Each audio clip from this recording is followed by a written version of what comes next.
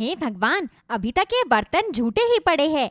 मैंने कल रात को इस बुढ़िया से कहा था कि सारे बर्तन धोकर ही सोना, लेकिन इसे तो एक काम करने की भी आफत आती है। क्या हो गया है तुम्हें? क्यों सुबह सुबह अपना दिमाग गरम कर रही हो? दिमाग गरम ना करूँ तो और क्या करूँ? ये देखो, कल रात को कहा था तुम्हारी माँ से कि मेरी तबीयत ठीक नहीं है तो इन बर्तनों को धो देना। देख लो, एक भी बर्तन नहीं धोया है तुम्हारी माँ ने। तुम लोगों ने क्या मुझे नौकरानी समझा हुआ है कि घर का हर काम मैं ही करूँ? अपनी माँ को जाकर बोलो कि आकर ये बर्तन साफ करे, वरना आज मैं भी कुछ काम नहीं करूँगी। अच्छा बाबा, ठीक है, मैं बोलता हूँ। ये माँ भी ना रोज के रोज कुछ ऐसा करती है जिससे हमारा मूड खराब हो जाता है। महेश अपनी माँ के पास जाता है और उन्हें बर्तन ना धोने के लिए बातें सुनाने लगता है। तुम यहाँ आराम से बिस्तर में लेटी हुई हो और वहां गीता बेचारी सुबह सुबह रसोई में परेशान हो रही है। जब उसने तुमसे कल रात कहा था कि बर्तन धो दो तो तुमने धोए क्यों नहीं? बेटा, इस उम्र में अब मुझसे काम नहीं होता।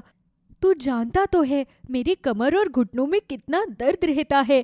तू बहू के लिए एक काम वाली रख ले, उसे भी फिर कोई परेशानी नहीं होगी। माँ बेटे की बात सुनकर गीता तुरंत ही वहां पर आती है और अपनी सास की बात को काटते हुए कहती है, मैं अच्छी तरह जानती हूँ आपके ये बहाने। हर रोज जब बाहर घूमती हो तब आपके घुटनों में दर्द नहीं होता क्या? और जब मैं कोई काम बता दूं तो उसी वक्त उनकी कमर और घुटने दर्द करने लगते हैं। बेटा, तुम ऐसा क्यों बोल रहे हो? मैंने अपनी पूरी जिंदगी में इतना काम किया है। कम से कम अब बुढ़ापे में तो मुझे आराम करने दो। तुम्हें काम करने में तकलीफ होती है तो एक काम वाली रख लो। इनको लगता है कि हमारे पास पैसों का कोई पेड़ लगा हुआ है। हमारे पास इतने पैसे नहीं हैं कि हम एक काम वाली को रखें। और जब मेरे साथ काम करवाने के लिए घर में आप हो तो काम वाली की कोई जरूरत नहीं है। आप अपने ये बहाने छोड़िए और चुपचाप जाकर बर्तन धोइए। अपनी बहू और बेटे के सामने सुमित्रा अकेली पड़ जाती है। बेचारी सुमित्रा को इतने दर्द में भी बर्तन धोने पड़ते हैं, जिस वजह से उसकी कमर और घुटनों का दर्द ज्यादा बढ़ जाता है। बहू, अगर नाश्ता बन गया हो तो मुझे नाश्ता दे दे, मुझे दवाई लेनी है। हाँ हाँ, ला रही हूँ। 2 मिनट का सब्र नहीं होता इस बुढ़िया से। ये लो नाश्ता। बहू, ये तो सिर्फ सूखी रोटी है, इसके साथ खाने के लिए कुछ सब्जी या फिर चटनी ही दे दे। इस सूखी रोटी को मैं भला कैसे खाऊं? देखिए, आपको ये सूखी रोटी मिल रही है, वही आपके लिए बहुत बड़ी बात है। मैंने सब्जी बनाई थी, वो महेश जी ऑफिस ले गए। और चटनी का तो नाम भी मत लीजिए। पता भी है आपको टमाटर कितने महंगे हैं? तो मुझे थोड़ी चाय ही दे दे बहू, कम से कम चाय के सहारे रोटी तो खा पाऊंगी। हाँ हाँ ठीक है, ला रही हूँ चाय। इस उम्र में भी इतने नखरे हैं, 2 रोटी शांति से नहीं खाई जा रही है इनसे। गीता अब रसोई में जाकर सुमित्रा के लिए चाय डालने लगती है। तभी वो उस चाय के अंदर पेट खराब करने वाली दवाई मिला देती है। बहुत शौक है ना बुढ़िया को चाय पीने का। आज तो मैं ऐसी चाय पिलाऊंगी कि जिंदगी में फिर कभी दोबारा मुझसे चाय नहीं मांगेगी। गीता सुमित्रा को वो चाय पीने के लिए दे देती है। सुमित्रा बड़े ही सीधे स्वभाव से उस चाय को पी लेती है। तभी अचानक उस चाय को पीते ही सुमित्रा के पेट में तेज दर्द होने लगता है। हे भगवान, ये मेरे पेट में इतना तेज दर्द क्यों हो रहा है? आह आह। हाँ, सुबह हुई नहीं कि आपके ये ड्रामे शुरू हो गए। मैं तो आपके इन ड्रामों को नहीं देख सकती। मैं जा रही हूँ अपने कमरे में। अपनी सास की तबीयत पर हंसती हुई गीता वहां से चली जाती है और बेचारी सुमित्रा पूरा दिन पेट के दर्द से परेशान होती रहती है। आप क्यों मुझे यहाँ अकेले छोड़कर चले गए? यहाँ पर इन बच्चों को मेरी जरा भी कद्र नहीं है। हर रोज मेरे साथ बहुत ही बुरा बर्ताव करते हैं। इज्जत से 2 रोटी भी नहीं देते खाने को। आप मुझे भी अपने पास बुला लीजिए। अब ये जिंदगी मुझसे जी नहीं जाती।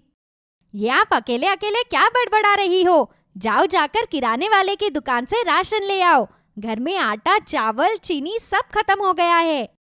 बहू, मैं इतना सारा सामान अकेले कैसे उठा कर लाऊंगी? ऊपर से मेरे पेट में भी दर्द है। तो महेश को बोल दे, वो काम से आते हुए राशन ले आएगा। वाह माँ जी, बेचारे महेश जी पहले ही काम से इतने थके हुए आते हैं और आप चाहते हैं कि मैं उसके बाद भी उन्हें कोई काम बताऊं? आपको तो हर काम न करने का बस कोई ना कोई बहाना चाहिए होता है। देखिए, मैं कुछ नहीं जानती, अभी के अभी जाकर राशन ले आइए, फिर मुझे खाना भी बनाना है। अपनी बहू के साथ लड़ाई के डर से बेचारी सुमित्रा राशन लेने के लिए किराने वाले की दुकान पर चली जाती है। लेकिन जब किराने वाला राशन तोलता है तो वो खुद ही सुमित्रा से कहता है, माँ जी, आप अकेली इतना राशन उठा पाएंगी?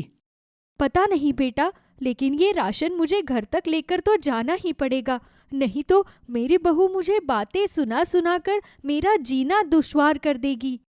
अगर मेरी दुकान पर इस समय छोटू होता तो मैं उसे आपके साथ भेज देता, लेकिन आज वो भी दुकान पर नहीं आया।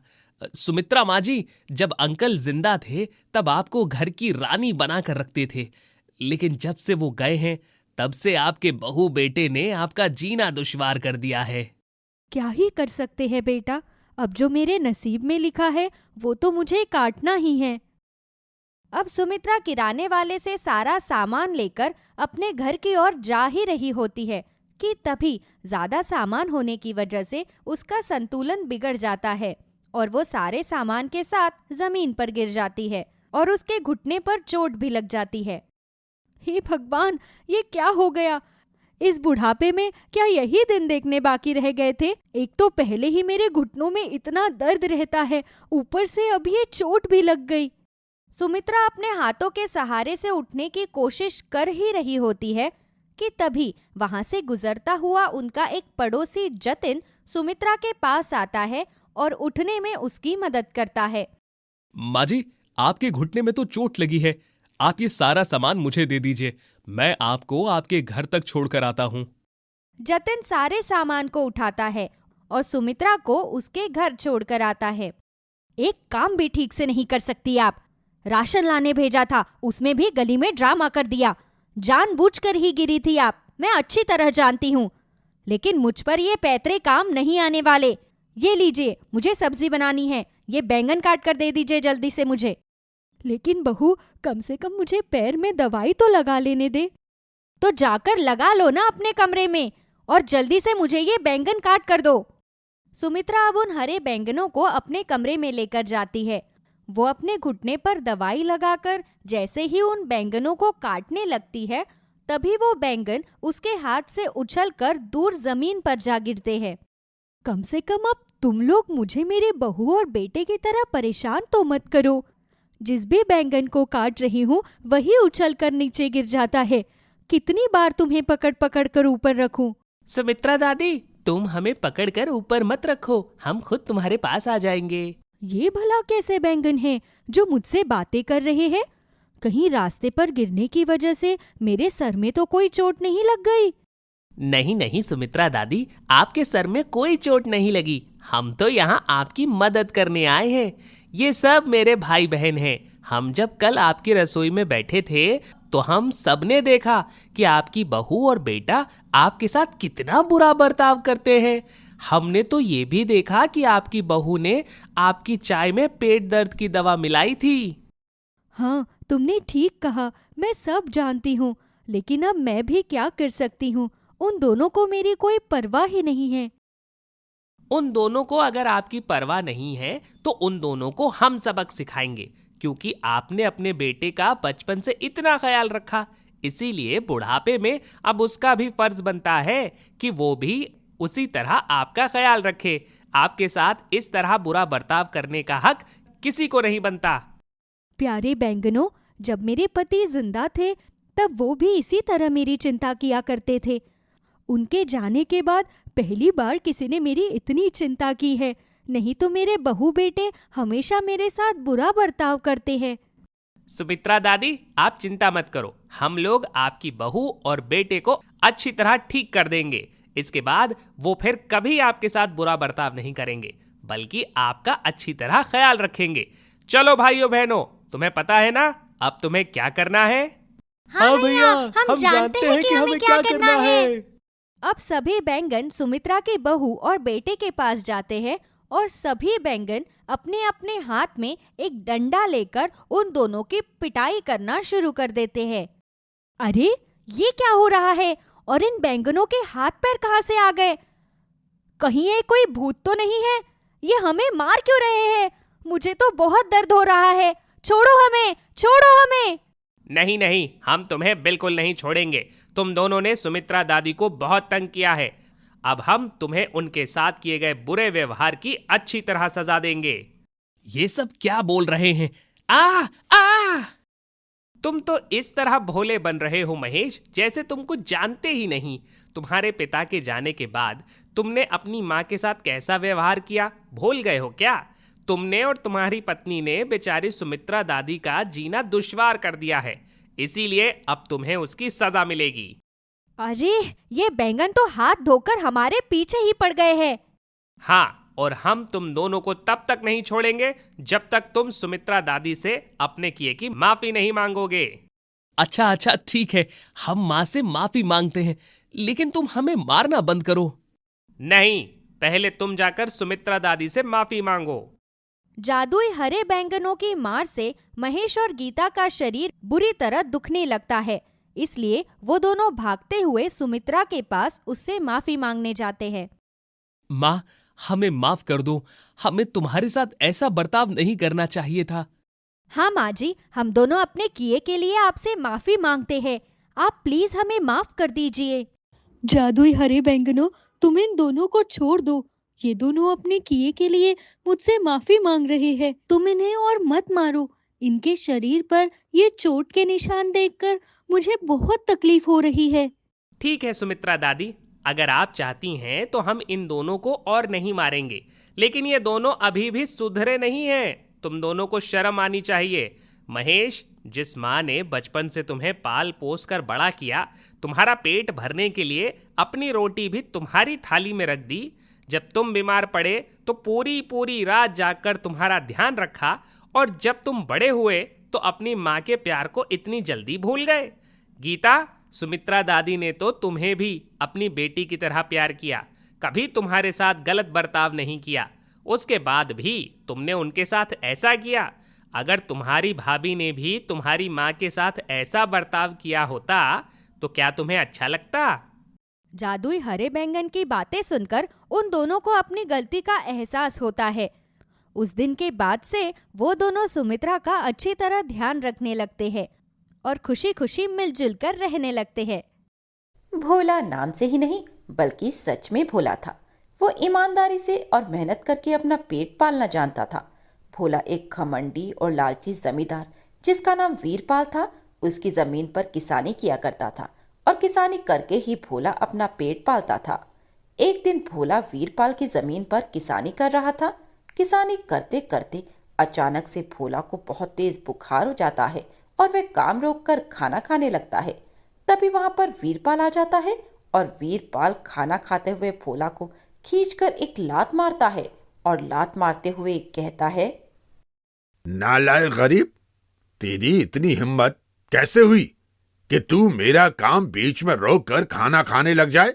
मैं तुझे खाना खाने के पैसे देता हूँ या फिर काम करने के पैसे देता हूँ? मालिक, माफ कर देना, मुझे बहुत जोर से भूख लग रही थी, इसलिए मैंने खाना खा लिया। घर में राशन ना होने के कारण मैंने 2 दिन से कुछ नहीं खाया था मालिक, इसलिए बहुत बहुत जोर से भूख लग रही थी। और मैं आपका सारा काम कर दूंगा समय से मालिक। अरे तू 2 दिन से भूखा रहे या 1 महीने से, मुझे इससे बिल्कुल ही फर्क नहीं पड़ता, लेकिन तेरी हिम्मत कैसे हुई खाना खाने की? हैं? तू शाम को मिल, मैं तुझे शाम को बताता हूं कि काम छोड़कर बीच में खाना खाने का नतीजा क्या होता है, समझे? मालिक, मुझे माफ कर दीजिए मालिक, मुझसे बहुत बड़ी गलती हो गई। मैं अब आगे से कभी ऐसा नहीं करूंगा मालिक। भोला बेचारा बहुत ही ज्यादा डर जाता है और वह आधा अधूरा खाना छोड़कर काम करने लग जाता है। भोला की आंखों में आंसू आ जाते हैं, लेकिन वह बेचारा गरीब उस अमीर जमींदार का क्या ही कर सकता था। ऐसे ही शाम को भोला किसानी करने के बाद अपनी दिहाड़ी लेने के लिए वीरपाल के पास जाता है। मालिक, मेरी आज की दिहाड़ी दे दीजिए मालिक। अरे कौन सी दिहाड़ी दे दूं तुझे? हैं? दिन भर तो तू खाना खाता रहता है और तू उम्मीद करता है कि मैं तुझे दिहाड़ी दूं? भूल जा आज की दिहाड़ी, समझा? आज तूने बिल्कुल भी काम नहीं किया है। बहुत भूख लग रही थी ना तुझे? हाँ, खाना खाने का नतीजा यही होता है। भूल जा दिहाड़ी, चल भाग। मालिक, आपने मुझे जो काम दिया था वो सारा काम मैंने खत्म कर दिया है और आपका काम तो पूरा हो चुका है मालिक। फिर आप मुझे दिहाड़ी क्यों नहीं दे रहे हैं? सब बोल रहा हूं, मैं तुझे दिहाड़ी नहीं दूंगा और अगर तू मेरा कुछ कर सकता है तो कर ले, जा। मालिक, मैं गरीब किसान हूँ, आप जैसे अमीर लोगों का मैं क्या ही कर सकता हूँ। कोई बात नहीं मालिक, मैं चलता हूँ यहाँ से। बड़ा आया मुझसे पंगा लेने के लिए। अब पता चला काम छोड़कर खाना खाने का नतीजा क्या होता है। तुम जैसे लोगों को सबक सिखाना बहुत जरूरी है। चल जा यहाँ से।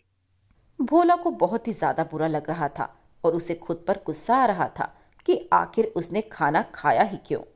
वीरपाल उसे पैसे देने से मना कर देता है। बेचारा भोला उदास होकर घर आ जाता है। तभी भोला की पत्नी शांति उससे कहती है, आ गए आप?